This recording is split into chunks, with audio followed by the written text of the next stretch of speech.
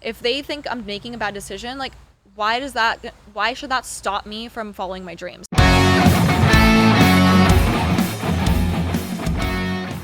Majority of the parents in today's American corporate world is get a job, work for a big company, and when you want to move, you find another company.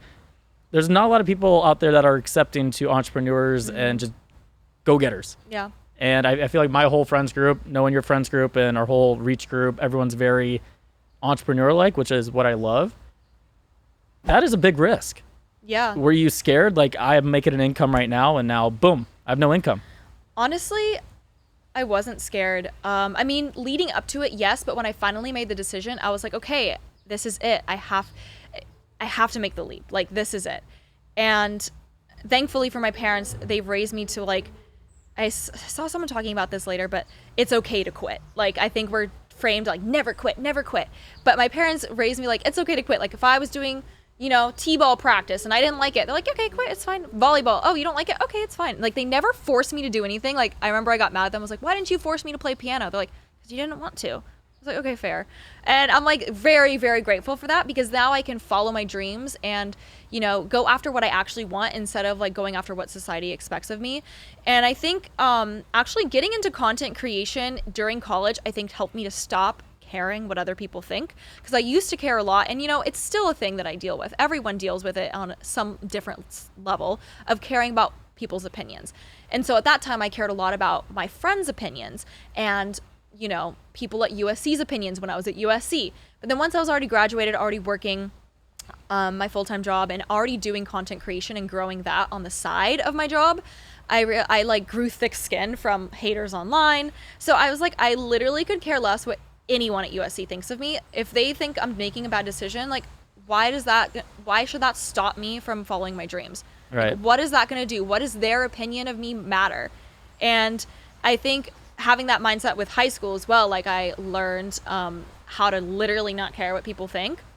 And I still, like, I do not care what people think. And that's a great mindset to have. It's hard to... That's an alpha mentality mindset, and only so many people can think that way. And it's a strong thing to have. If you think that way, you're going to achieve anything that you put your mind to, because you're not scared.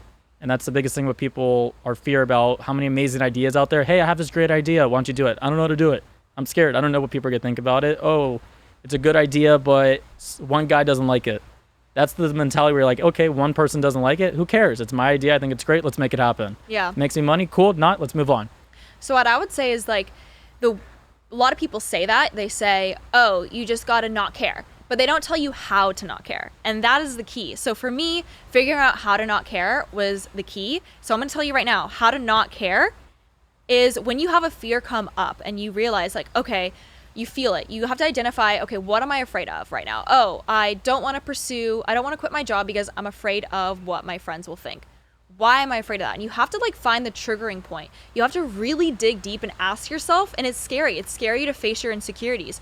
But anything you're procrastinating on, procrastination is simply you avoiding an emotion that you're afraid to face while you're working on something. So procrastinating quitting your job, you're afraid to face that emotion of, like, oh, I'm scared I'm not gonna be good enough. I'm scared I'm not gonna have enough money. I'm scared people are gonna judge me. And so, like, I've always been a journaler and writer, and getting my thoughts on paper has been so crucial for me to succeed. And that's why, like, that's a part of my spirituality as well, is getting that out on paper and being like, okay, writing out all of your fears. Like, I was literally looking through my journal from 2 years ago last night, and I was looking at this thing that I wrote, fear dissolver. And I just made this up. I didn't look it up. I was just like, oh, I'm just going to dissolve these fears. And I wrote out everything I was afraid of. And then I wrote out on the side, like, once you get it out there and say it out loud, get it out of your head, you realize how silly it sounds. And then you can reframe it. So I'd write a reframe.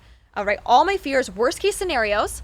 And then you rank them by, like, how bad that actually is. And then you write out, like, best case scenarios, and you rank that for how much value it adds. And you realize the worst case scenarios for the fear do not outweigh the best case scenario for actually going after your dreams.